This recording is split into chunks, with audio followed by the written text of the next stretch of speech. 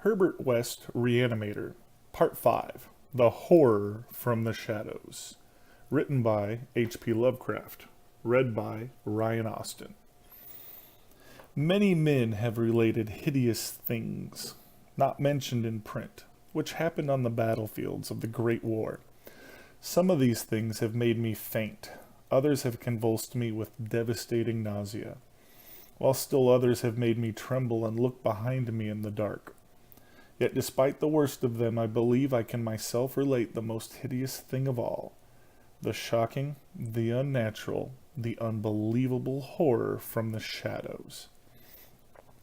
In 1915, I was a physician with the rank of first lieutenant in a Canadian regiment in Flanders, one of many Americans to precede the government itself into the gigantic struggle. I had not entered the army on my own initiative, but rather as natural result of the enlistment of the man whose indispensable assistant I was, the celebrated Boston surgical specialist, Dr. Herbert West. Dr. West had been avid for a chance to serve as surgeon in a great war, and when the chance had come, he carried me with him almost against my will. There were reasons why I would have been glad to let the war separate us, reasons why I found the practice of medicine and the companionship of West more and more irritating. But when he had gone to Ottawa and through a colleague's influence secured a medical commission as major, I could not resist the imperious persuasion of one determined that I should accompany him in my usual capacity.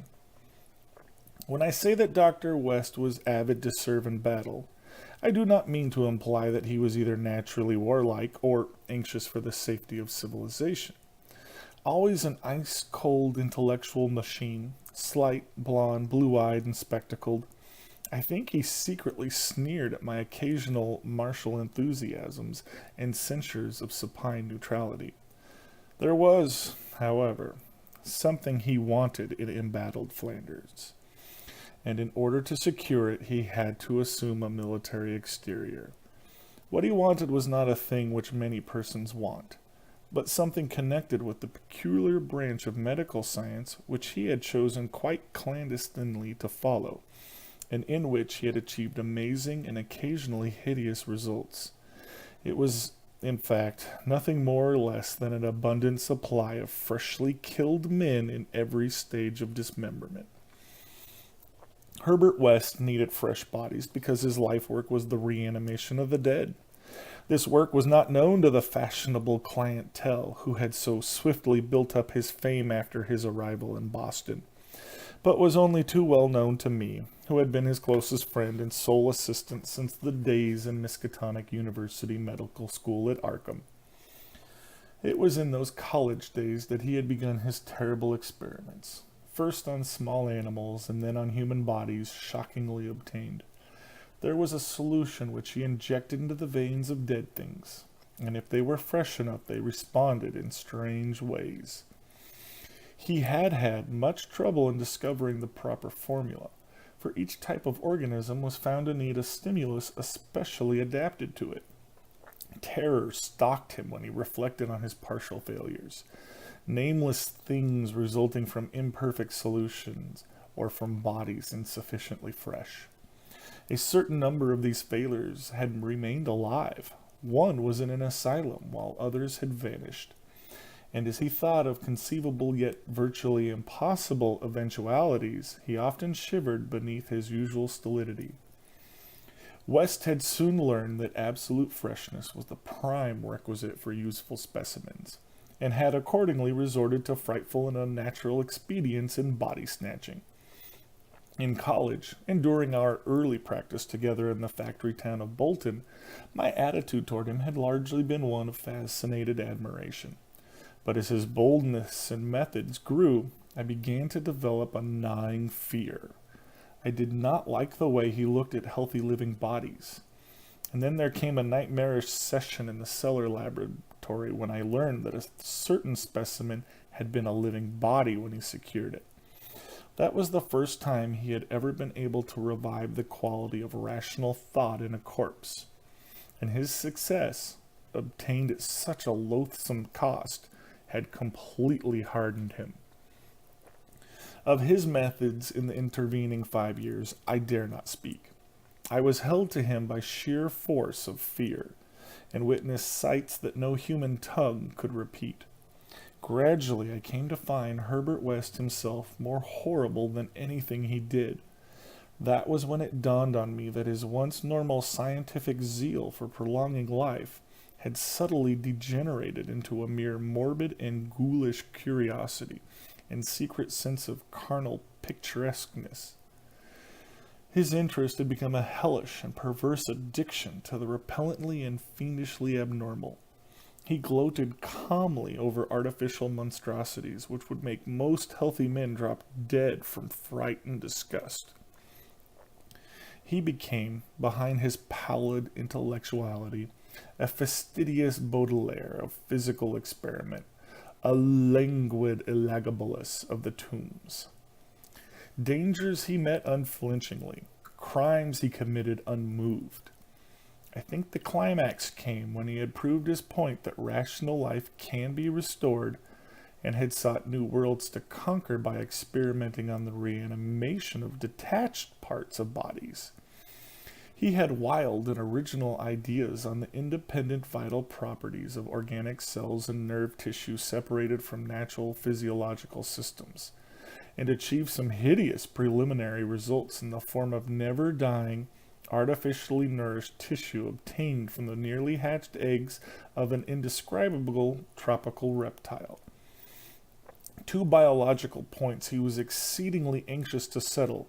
First, whether any amount of consciousness and rational action may be possible without the brain proceeding from the spinal cord and various nerve centers, and second, whether any kind of ethereal, intangible relation distinct from the material cells may exist to link the surgically separated parts of what has previously been a single living organism.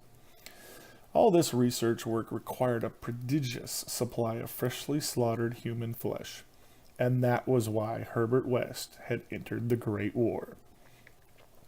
The phantasmal, unmentionable thing occurred one midnight late in March 1915. In a field hospital behind the lines at St. Eloi. I wonder even now if it could have been other than a demonic dream of delirium. West had a private laboratory in an east room of the barn-like temporary edifice, assigned him on his plea that he was devising new and radical methods for the treatment of hitherto hopeless cases of maiming. There he worked like a butcher in the midst of his gory wares. I could never get used to the levity with which he handled and classified certain things. At times, he actually did perform marvels of surgery for the soldiers. But his chief delights were of a less public and philanthropic kind, requiring many explanations of sounds which seemed peculiar even amidst that babble of the damned. Among these sounds were frequent revolver shots, surely not uncommon on a battlefield, but distinctly uncommon in a hospital. Dr. West's reanimated specimens were not meant for long existence or a large audience. Besides human tissue, West employed much of the reptile embryo tissue which he had cultivated with singular results. It was better than human material for maintaining life in organless fragments, and that was now my friend's chief activity. In a dark corner of the laboratory over a queer incubating burner, he kept a large covered vat full of this reptilian cell matter, which multiplied and grew puffily and hideously. On the night of which I speak, we had a splendid new specimen, a man at once physically powerful and of such high mentality that his sensitive nervous system was assured. It was rather ironic, for he was the officer who had helped West to his commission, and who was now to have been our associate. Moreover, he had in the past secretly studied the theory of reanimation to some extent under West. Major Sir Eric Morland Clapham Lee, D.S.O., was the greatest surgeon in our division, and had been hastily assigned to the St. Eloi sector when news of the heavy fighting reached headquarters. He had come in an aeroplane piloted by the intrepid Lieutenant Ronald Hill, only to be shot down when directly over his destination. The fall had been spectacular and awful. Hill was unrecognizable afterward, but the wreck yielded up the great surgeon in a nearly decapitated but otherwise intact condition. West had greedily seized the lifeless thing which had once been his friend and fellow scholar, and I shuddered when he finished severing the head, placed it in his hellish vat of pulpy reptile tissue to preserve it for future experiments, and proceeded to treat the decapitated body on the operating table.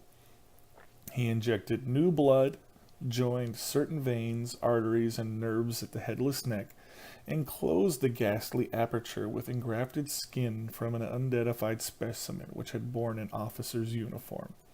I knew what he wanted, to see if this highly organized body could exhibit, without its head, any of the signs of mental life which had distinguished Sir Eric Moreland Clapham Lee. Once a student of reanimation, this silent trunk was now gruesomely called upon to exemplify it. I can still see Herbert West under the sinister electric light as he injected his reanimating solution into the arm of the headless body.